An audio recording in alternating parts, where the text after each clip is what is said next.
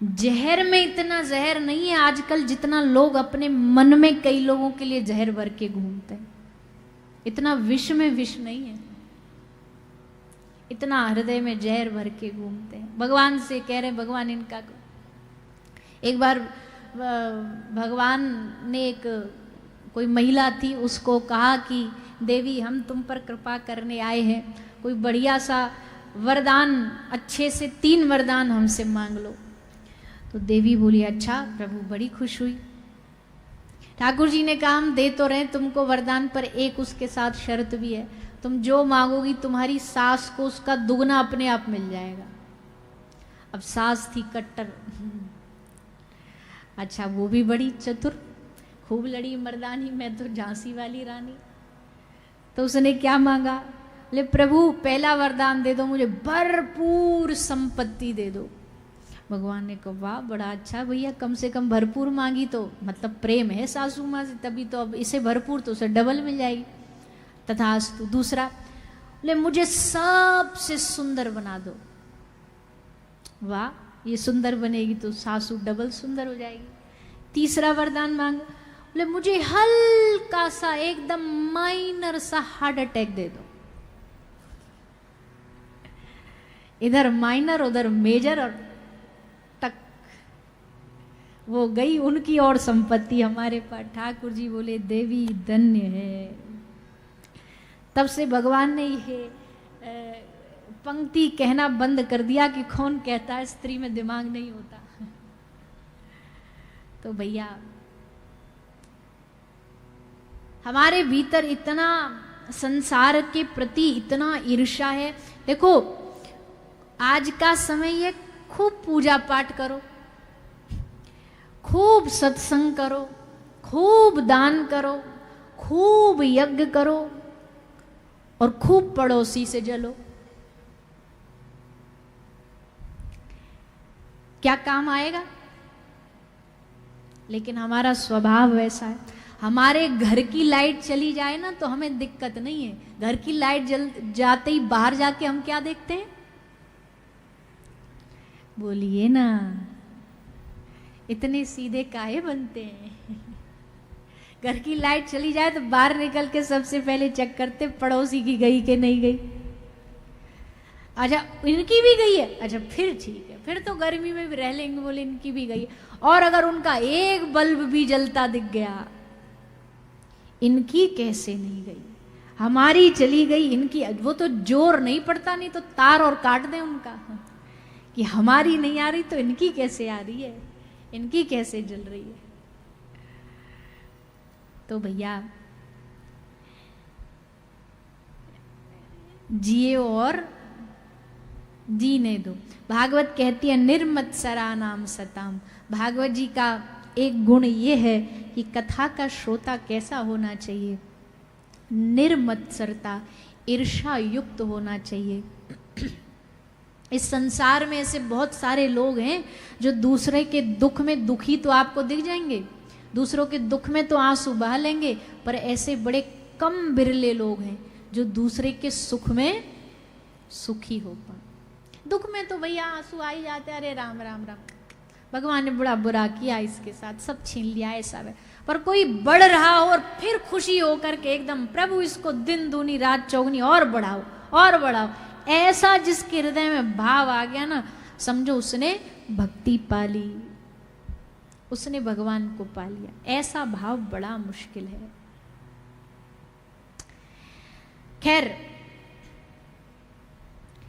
श्रीमद् भागवत का जब आरंभ होता है, श्री व्यास जी महाराज ने जो श्लोक लिखा, 3 श्लोक लिखे हैं, जिसमें पहला भगवान के विराटता का वर्णन करता है, जो बीज है भागवत का, दूसरा वृक्ष है भागवत का, और तीसरा फल है भागवत का। निगम कल्प तरोर गलितम फलम शुक मुखाद अमृत द्रव्य संयुतम पिबद भागवतम रसमालयम मुहुरहो रसिका भुवि भावुका। भैया जैसा हमने कहा भागवत पियो, पर एक बार नहीं, मुहु मुहु, बार बार पियो, बार बार पियो। किसी ने कहा क्यों जी बार बार क्यों पिए? एक बार आपने सुनाई थी, क्या ढंग से नहीं सुनाई जो दोबारा सुननी पड़ेगी? या हमने ढंग से सुनी नहीं? बोले इसमें ढंग और बेढंग की बात नहीं है, ये तो रस है। जितनी बार लोगे उतनी बार आपको आनंद आएगा, जितनी बार पान करोगे उतनी बार रस बढ़ेगा।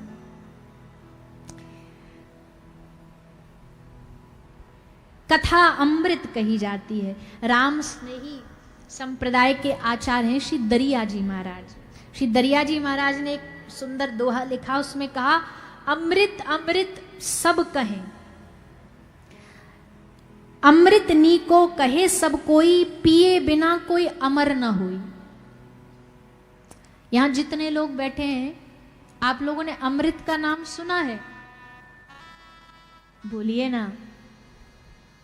पर कभी अमृत देखा है? कभी चखा है? तो श्री दरिया जी महाराज कहते हैं हमको क्या पता अमृत नाम की कोई चीज होती है जब हमने देखी नहीं, चखी नहीं। अमृत नी को कहे सब कोई, पिए बिना कोई अमर ना होई। कोई कहे शशि में वास, कोई कहता है चंद्रमा में अमृत है। घटे बढ़े क्यों होवे नाश, अगर ऐसा है तो चंद्रमा घटता बढ़ता क्यों हो। कोई कहे अमृत समंदर माही, समुद्र में से निकला। कोई कहे अमृत समंदर माही, वड़वा नल क्यों सूखे ताही। क्यों फिर समुद्र में भी बाढ़ आ जाती है, तबाही आ जाती है। कोई कहे अमृत स्वर्गा माही, देव पिए क्यों खिरखिर जाही। कोई कहता है अमृत स्वर्ग में है, देवताओं ने पिया, फिर भी अमृत पी करके एक दूसरे से खिरखिर जाई, लड़ रहे कुत्ते बिल्ली जैसे। कोई कहे अमृत स्वर्गा माही, देव पिए क्यों खिरखिर जाई। सब अमृत बातों की बात, अमृत है संतन के पास। दरिया अमृत कथा अनंता, जाको पिए अमर भय संता। दरियादास जी कहते कहाँ है अमृत? अमृत है संतों के पास। संतों के पास जाके बैठोगे ना तो वो आपको सत्संग रूपी अमृत पिलाएंगे। अमृत है संतों के पास, दरिया अमृत कथा अनंता। कलयुग में इस धरती पर कथा ही अमृत है। तब कथा अमृतम तप्त जीवनम, कवि भिरीडितम कल्मषापहम, श्रवण मंगलम श्रीमदाततम, भुवि गृणन्ति ते भूरिदा जना। गोपी कहती है आपकी कथा अमृत है। तो यहाँ अच्छा है आपको कथामृत दिया जा रहा है, पिलाया जा रहा है। अगर यहाँ साधारण वाला अमृत पिलाया जाता तो ऐसे ही शांति से बैठे होते। अभी हम बोले जी हमें अमृत का एक घड़ा मिला है, आइए सब लोग लाइन लगा करके एक एक बूंद पीजिए। अजी अमृत छोड़ो, तुम चनौरी बांटना चालू कर दो, उसके लिए ही हाथापाई चालू हो जाएगी। कथामृत बांटा जा रहा तो देखो हजारों की भीड़ में भी शांति। कोई सभा देखी है आपने ऐसी कि जहां हजारों की लाखों की भीड़ हो फिर भी एक चू तक की आवाज ना। ये केवल भगवान की कथा संभव कर सकती है, ये यही संभव है। पिबद भागवतम रसमालयम मुहुरहो रसिका भुवि भावुका। आगे श्री सुखदेव जी महाराज कैसे आए इस पृथ्वी पर वो कथा सुनाई जा रही है। भागवत जी की चर्चा बाद में आई, सबसे पहले ये भागवत जी की चर्चा श्री राधा रानी ने सुखदेव जी को सुनाई। पहली भागवत सुखदेव जी ने सुनी तो श्री किशोरी जी के मुख से सुनी, श्री राधा रानी के मुख से सुनी। अब कोई पूछेगा कि भैया जब किशोरी जी ने कथा सुनाई, सुखदेव जी की गुरु स्वयं श्री राधा रानी, तो फिर सुखदेव जी ने भागवत जी में काहे को नाम नहीं लिया राधा रानी का? अरे गुरु का तो गुणगान किया जाता है, तो फिर भागवत जी में राधा नाम क्यों नहीं लिया? तो उसके कई सारे भाव हैं। एक भाव बहुत सुंदर है, बोले स्वयं राधा रानी ने शुक को कहा चला इधर आ मेरे। सुखदेव जी बोले जी कहिए। श्री जी ने कहा देख तू कथा सुनाएगा आगे चल करके विश्व को। बोले हाँ एक बात सुन ले हमारी। बोले क्या? बोले जब तू भागवत कहे ना तो उसमें मेरा नाम न लेना। सुखदेव जी ने पूछा क्यों न ले? तो श्री राधा रानी ने मुस्कुरा के कहा अगर भागवत में मेरा नाम राधा नाम आ गया ना तो तेरा कन्हैया फीका पड़ जाएगा। और ये अभिमान नहीं कह रहा है, ये श्री जी का मान कह रहा है, उन्माद कह रहा है कि अगर किशोरी जी का नाम भागवत जी में आ जाता ना तो सचमुच ये कन्हैया फीका ही पड़ जाता। श्री जी चाहती है ठाकुर जी हाईलाइटेड हो, उनका यश गान किया जाए, उनकी महिमा का गुणगान किया जाए। इसलिए कहा शुक को कि तू हमारा चेला, जो हमने कह दिया मान ले कि एक बार भी हमारा नाम नहीं आना चाहिए। सुखदेव जी ने आज्ञा मान ली। सुखदेव जी बोले बड़ा बढ़िया हो गया। क्यों? क्योंकि हम तो इसी बात से घबरा रहे थे कि अगर कथा करते करते हमने बोल दिया श्री राधा, बस वहां बोलते ही हमारी समाधि लग जाएगी। राधा नाम इतना मधुर है कि नाम सुनते ही समाधि लग जाएगी। और फिर ये बेचारा परीक्षित वहां बैठा बैठा करेगा क्या, 7 दिन में मरने वाला है। आपने हम पर कृपा करी, क्योंकि श्री राधा तत्व ऐसा ही। आप बताइए, आपने कृष्ण कथा इतनी बार सुनी होगी, भागवत जी में अन्य कृष्ण चरित्र, कृष्ण कथा, जितनी कृष्ण कथा सुनाई गई, क्या उतना कभी श्री राधा रानी का चरित्र सुनाया गया? क्यों नहीं सुनाया गया? कारण कुछ तो होगा। पहला कारण तो यह है कि भैया देखो, उतना ही खिलाना चाहिए जितना डाइजेस्ट हो सके, पेट में पचाने की पावर भी तो होनी चाहिए। राधा चरित्र पचाने की पावर सब में नहीं होती, क्योंकि ये प्रेम का चरित्र है और प्रेम सब में नहीं होता। संसार में वासना है, प्रेम नहीं है। इसलिए राधा चरित्र को छुपाया गया, कम सुनाया गया। जो इसके लिए योग्य है, प्रेमी है, जो श्री वृंदावन धाम में एकदम पूर्ण रूप आश्रित होके पड़ा है, उसने जाकर के श्री राधा रानी के चरित्र को जिया, समझा। क्योंकि कुछ बात कहने की नहीं होती, कुछ बात तो अनुभव करने की होती, जीने की होती। हमसे भी कई लोग बड़े बोलते हैं कि कथा में श्री राधा रानी का चरित्र सुनाई। पहली बात तो राधा रानी का चरित्र कोई सोच समझ के नहीं आता, अपने आप जब वो कृपा करती है तब उनका गुणगान का भाव मन में बहता है। पर जब आ जाता है ना, तो सही जो श्री जी ने कहा ना कि ठाकुर जी फीके पड़ जाते हैं, ऐसा उनका चरित्र है।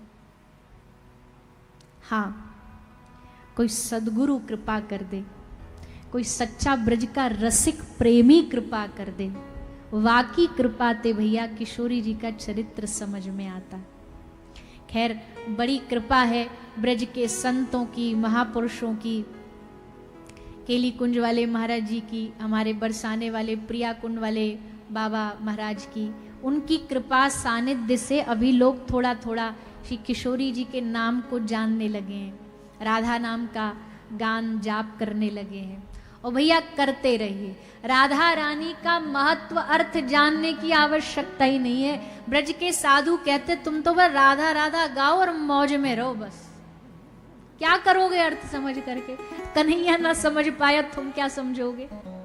कन्हैया माथा पकड़ के बैठ गया कि किशोरी जी के स्वभाव को, भाव को मैं समझू कैसे, इनके भाव को हृदयांगत करूं कैसे?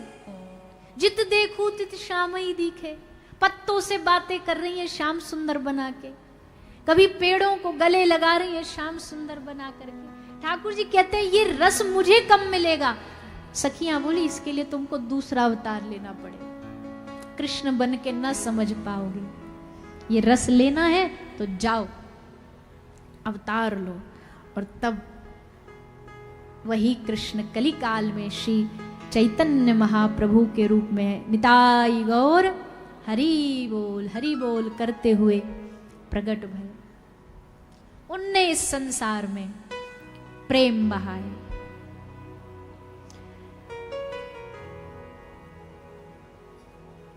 महाप्रभु के जैसा संसार में श्री राधा प्रेम किसी ने नहीं बहाया। अगर आपको श्री राधा रानी के चरित्र को थोड़ा बहुत भी अनुभव करना है ना, हमारे गौड़िया संप्रदाय के जो महापुरुष हुए, गोस्वामी हुए, उनके द्वारा लिखे हुए ग्रंथों को पढ़ो। प्रेम भक्ति चंद्रिका, विलाप कुसुमांजलि, उज्जवल नीलमणि, ऐसी गंभीर गंभीर ठाकुर जी के प्रेम की चर्चा। पर भाई ये थोड़ा डीप सिलेबस है, ये सबको भरी सभाओं में नहीं न बोला जा सकता है, न हमें खुद समझ आ सकता है, न लोगों को समझाया जा सकता। तब महाप्रभु आए, श्री चैतन्य महाप्रभु। अभी देखो पुरी में जो रथ यात्रा होती है, श्री महाप्रभु कुछ समय बंगाल रहे और अधिकतम समय उन्होंने उड़ीसा, श्री जगन्नाथ भगवान जगन्नाथ मंदिर के पास में ही, जहां श्री महाप्रभु गंभीरा लीला में रहे, जैसे ब्रज की गोपियां रही ना ठाकुर जी के विरह में, वैसे महाप्रभु श्री जगन्नाथ भगवान के विरह में, श्री जगन्नाथ भगवान के मंदिर में खड़े होकर के, आज भी कभी दर्शन करने जाओ आप लोग पुरी तो देखना मंदिर के एकदम सामने खंबे पर महाप्रभु के उंगलियों के निशान छपे हुए। इतने प्रेम में विगलित हो जाते, उस खंबे को पकड़ के जब चीख चीख करके हरि बोल कह के रोते तो खंबा पिघल जाता, महाप्रभु की उंगलियों के निशान उस पर छप जाते। ये प्रेम है, पत्थर को पिघला दे वो प्रेम। श्री राधा रानी के चरित्र का प्रेम श्री जगन्नाथ भगवान से बेहतर क्या हो सकता। हमने कितनी बार एक कथा सुनाई है, प्रेम की कथा है ये। जगन्नाथ भगवान का ये स्वरूप श्री जी के प्रेम का प्रतीक है। श्री जी के प्रेम को सुनते सुनते स्वयं श्री कृष्ण पिघल गए, श्री बलदाऊ जी, श्री सुभद्रा मैया पिघल गई, शरीर गल गया। रोहिणी माता 16,000 रानियों को बैठ करके ब्रिज की कथा सुना रही है, राधा रानी का चरित्र सुना रही है। कौन थी? इन सब रानियों ने पूछा, ये दिन भर ये हमारे द्वारिकाधीश राधा राधा राधा, सोते हैं तो सपने में राधा, जगते हैं तो राधा, हम पूछती हैं तो मौन हो जाते हैं, कुछ बोलते नहीं है। कौन है ये राधा? रोहिणी मैया से कहा, आप सुना दो कौन है ये राधा। रोहिणी मैया ने कहा, रे बावरियो, राधा का चरित्र सुना पाऊं इतनी मेरी सामर्थ्य नहीं है।